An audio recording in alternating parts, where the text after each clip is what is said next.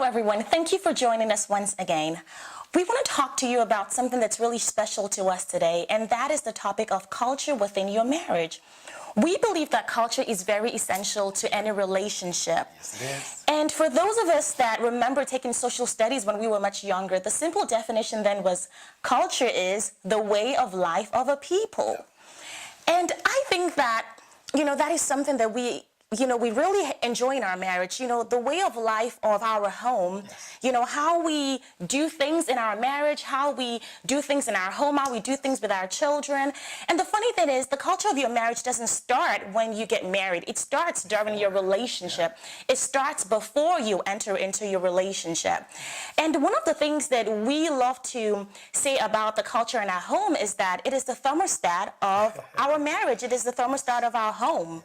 Yes. And, ever so often I've heard you advise young men who are just getting married to adopt their culture, to, create a culture with their wives, just something that keeps them together, that preserves, what they have for the long haul. Yes, culture is something very significant to every relationship. For me, when we started courting, we had so many little things that we did then that we still do now that allows me to know that the feelings I had for you in that time of our life still exist.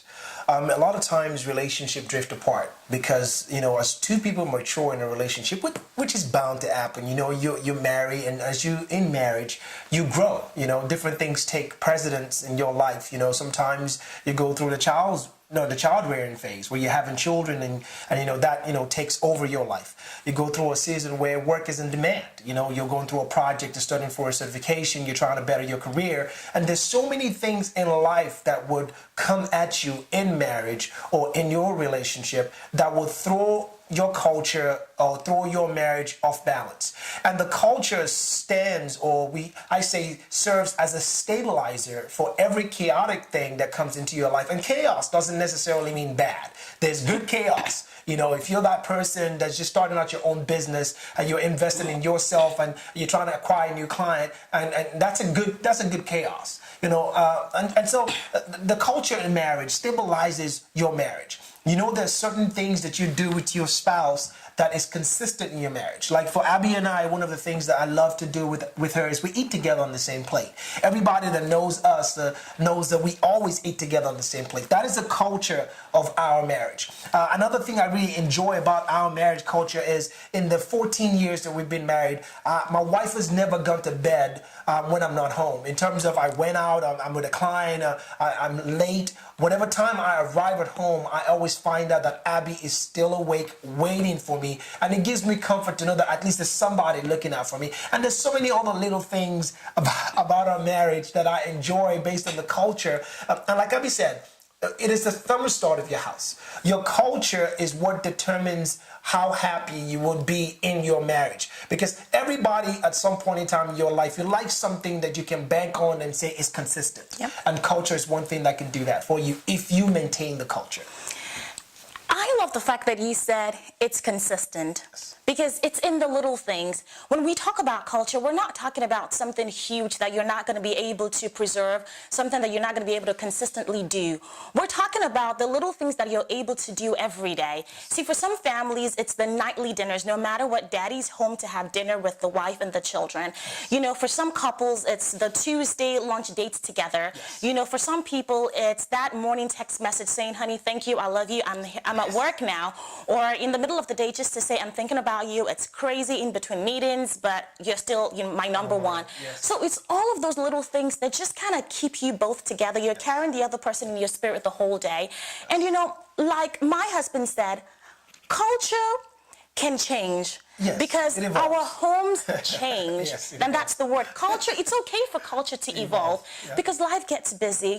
Children are born, they become toddlers, they need you initially, then they don't need you anymore, but then you're following them everywhere they go, and then they go into school, and then there's homework time, there's all these extra activities, there's piano lessons, there's Kumon, there's sax lessons, and soccer and basketball and swimming lessons. I'm telling you, so many things because we just love our children so much.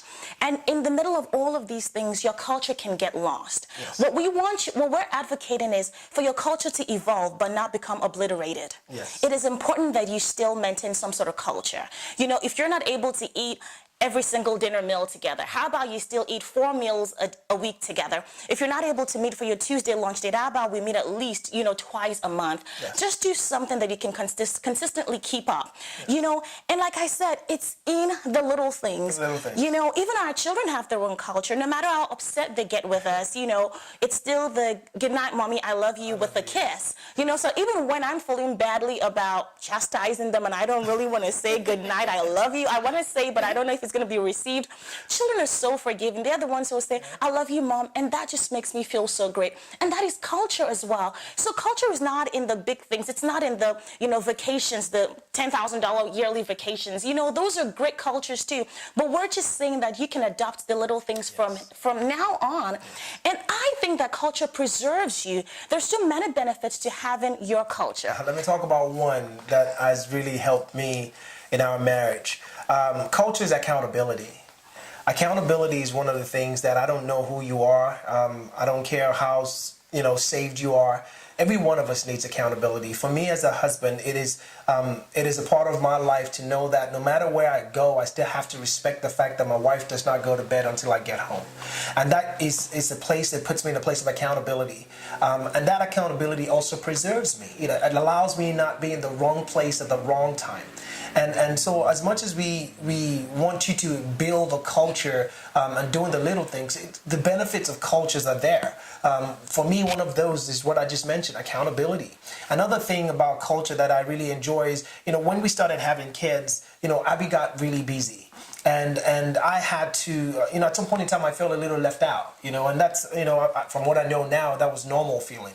But in order for me not to continue to feel left out and also continue to maintain the culture that we had before the kids show up, I had to get myself involved in Abby's world.